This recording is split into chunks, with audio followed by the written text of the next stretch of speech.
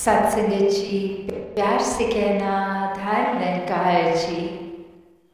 आज संगरूर में यहाँ अनमोल वचन संतों द्वारा एक यही समझाया गया कि इंसान ये जीवन में आया है तो एक दिन ये श्वास से भी जाएंगी, और मायने वो रखता है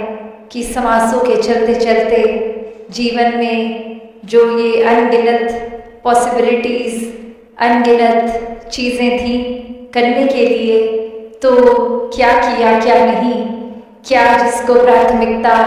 देनी थी जीवन में वो दी, या फिर मायावी रूप इस संसार का इसी में उलझ गए, या फिर इस संसार में रहते हुए सारे कार्य कर्तव्य सब करते हुए फिर भी ये प्रायोरिटी, ये प्राथमिकता इस निराकार दातार इस परमात्मा को दी, और फिर इसी के प्यार में, इसी के रंग में रंग के अपने बाकी कामकाज भी किए। तो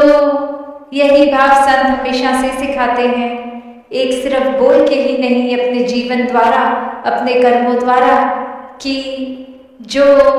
इंसान इस परमात्मा के रूबरू हो गया,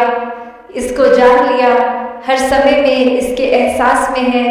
तो वाकई ही ये फिर इंसान की श्रेणी वो भक्त कहलाती है। वो भक्ति में जीवन हर समय का हो जाता है, इस परमात्मा के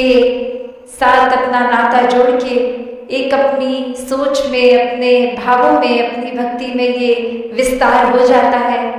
और आज भी कितनी बार इस विस्तार का जिक्र सुना, ये चाहे नवंबर समागम से ही ये संत समझा रहे हैं कि जीवन में एक कहीं पे अगर हमारी सोच, हमें लगता है कि हमें सब कुछ आता है, और फिर भी अगर देखा जाए तो कितना कुछ है सीखने के लिए जो आता नहीं। अनेकों चीज़ें, चाहे वो पूरे ब्रह्मांड का कोई भी एक कुदरत का रूप देख लें, या किसी इंसान के अंदर के गुण देख लें, कितना कुछ है जो और में है, हम में नहीं है। तो ऐसे जहाँ अपने एक कैरेक्टर में विस्तार करना है, एक अच्छी आदतों में अच्छी सोच, अच्छे एक भावों का विस्तार करना है, वहाँ यही विस्तार बहुत ही सहज हो जाता है जब इस ब्रह्म ज्ञान द्वारा इस परमात्मा के साथ ये नाता इस रूप में हो जाए कि ये परमात्मा तो असीम है, इसका अंत नहीं, इतना विशाल, और एक हमारी ही सोच, हमारे भाव कुछ सीमित, तो इस विस्तार, इसे विस्तार करते हुए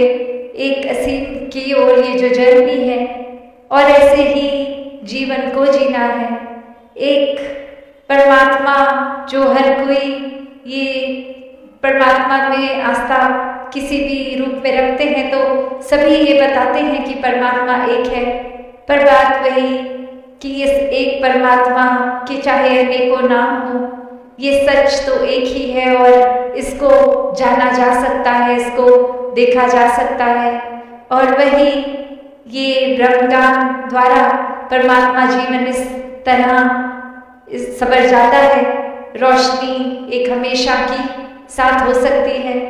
और सिर्फ मन को समर्पित करना है इस परमात्मा के लिए, और ये प्रेम का भाव रहेगा। एक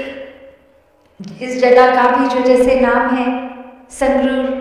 तो ये देखा जाए कि संग किसका करना है, संग नूर का करना है या संग गुरूर का करना है। तो जिन्होंने ये रूहानी नूर इस परमात्मा का संग किया, उन्होंने तो अपने जीवन को सफल कर दिया, पर जिन्होंने अपने अहम, अहंकार, अभिमान, ये गुरूर को ही एक प्राथमिकता दी कि और हमें कोई कौन आ गया, क्या सिखाएगा, हम तो सीखे सिखाए हैं, हमसे ज़्यादा अच्छा किसी को कुछ पता नहीं है, हम सिखाते हैं उल्टा सबको कि ये जीना कैसे है, सोचना कैसे है, हमारी सोच से अच्छी किसी और की सोच नहीं। इस तरह के भाव, ये अहंकार रूप इंसान में जब आ जाता है, तो वाकई ही फिर ये नूर, ये परमात्मा तो कोसों दूर है, और ये हमने साथ किया, ये संग लिया तो गुरूर का, तो ऐसा जीवन तो कभी भी परमात्मा को पसंद नहीं है। ये एक भाव भक्ति में प्यार का है, समर्पण का है। और सिर्फ ये ही नहीं कि वाकई हम सिर्फ परमात्मा के नाम से प्यार करें, नहीं, वाक्य में ही परमात्मा से प्यार करना है। वरना तो बात यही हो जाती है कि हम परमात्मा को प्यार करते हैं पर परमात्मा की बनाई हुई रचना में भेदभाव कर लेते हैं कि ये इंसान अच्छा है, ये बुरा है, इससे तो बात ही नहीं करनी, इसने हमारे बारे में ये सोचा, ये बोला, तो इस इंसान से तो नफरत करनी है। और आगे अपने घर परिवार में भी सबको कह देते हैं कि वो व्यक्ति और उसके परिवार से नाता काट दो। तो ये नफरत कितनी बड़ी बना देते हैं हम। और वही वो बात की चाहे दूसरे इंसान ने अनजाने में या गलती से भी कुछ कहा तो हमने कितना एक उसको बड़ा एक इतनी बिग डील बना दी है। और वहीं हम अपने अंदर तो झांकते नहीं कि उस इंसान ने तो हो सकता है जीवन में पहली और आखिरी बार कुछ ऐसा कहा करा होगा, और हम दिन में कितने अनेकों बार ऐसा करके पहले अपना दिल तोड़ते हैं और फिर सामने वाले का। अपने ऊपर तो ये नजर नहीं, एक दूसरे को क्षमा करने के लिए मन में भाव ऐसे आ रहे हैं कि नहीं, उसकी गलती इतनी बड़ी, उसको क्षमा नहीं किया जाएगा। और वहीं अपनी बड़ी से बड़ी गलती को हम चाहते हैं कि पल भर में सामने वाला एक नजरअंदाज कर दे, अनदेखा कर दे। तो बात वही कि पहले अपने दिल को बड़ा करना होगा, जहाँ ये जानकर कि हमसे भी गलती होती है और सामने वाले से भी, पर ये दूसरे की गलती होने पर नफरत नहीं एक मन में आनी चाहिए। ये परमात्मा का ही रूप हर इंसान, और कैसे फिर अगर किसी की सोच से हम सहमत नहीं भी हैं, किसी का व्यवहार पसंद नहीं भी है, तो भी एक वो ही बात की या तो उनसे बात की जाए, उनको समझाया जाए कि हमारे आगे ऐसे मत बोला करो, दिल टूटता है, या फिर एक वही की एक बात उनकी इग्नोर कर दी जाए। तो यही भाव मन के कि कैसे एक को तो पकड़ के हम अपने हिसाब से बदल नहीं सकते, बदल सकते हैं तो सिर्फ खुद को। और भक्त तो बहुत ही फ्लेक्सिबल होते हैं, भक्त तो बहुत ही इस तरह विनम्रता रखते हैं कि किसी ने कुछ कहा भी अगर गलत, तो यही भाव आता है कि शौक से निकालिए नुक्स मेरे किरदार में, आप नहीं होते तो मुझे सवारता कौन। कि कैसे कुछ गलत कोई कह रहा है तो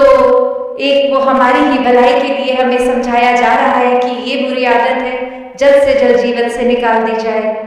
ये वचन बुरे हैं, ये गाली गलौज बुरा है, एक किसी के लिए कठोर सोच बोल नहीं, ये हमारे लिए बुरा है। क्योंकि इस परमात्मा ने तो जब इंसान बनाए तो अपनी ही छवि में, एक उस रूप में कि खुद ये डिवाइन, ये दैवीय, ये खुद ही देव, और हमें इतनी ऐसे मानवीय गुणों से, दैवीय गुणों से युक्त किया गया। और नेगेटिव कोई भी भाव का, एक बुरा कोई भी भाव का इस इंसानी मन में जगह है नहीं, वो हम खुद ही बना लेते हैं। पर जितना ज़्यादा हम अपने असली रूप के साथ जुड़ेंगे, इस परमात्मा के साथ, उतना ही मन साफ होता जाएगा, उतने ही अच्छे गुण फिर घर करते जाएंगे। और जिन्होंने फिर परमात्मा का हर समय का साथ एक रख लिया, एक परमात्मा ने तो कभी दूर होना नहीं है, हम ही होते हैं, तो वो ही भाव कि एक परमात्मा को हम हमेशा जब दिल में बसा लेते हैं, मन में बसा लेते हैं, तो चाह करके भी एक बेमुख नहीं हो सकते, क्योंकि पता है कहाँ जाएंगे, हर तरफ, अंदर बाहर, भीतर दाएं बाएं, हर दिशा में तो यही है। तो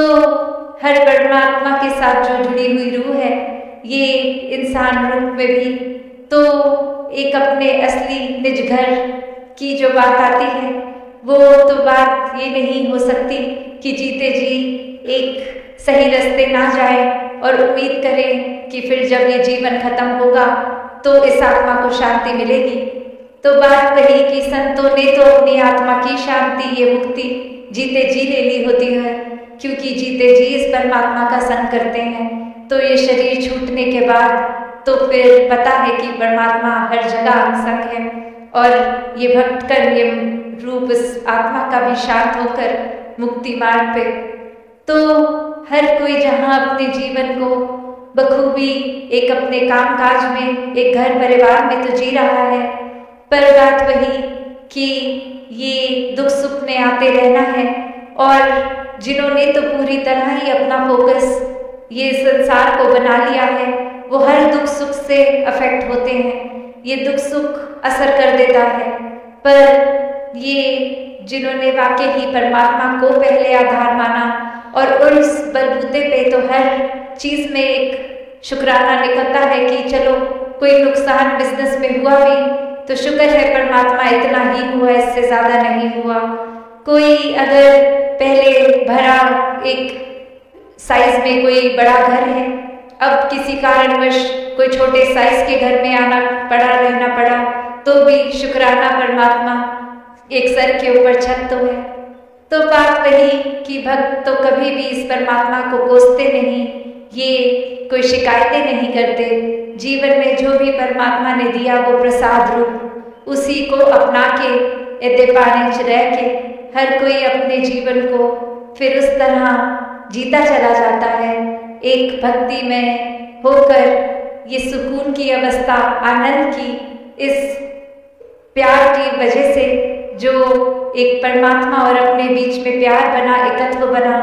तो फिर ये एकमिक अवस्था हो गई, फिर वो दो नहीं रह गए। और इसी तरह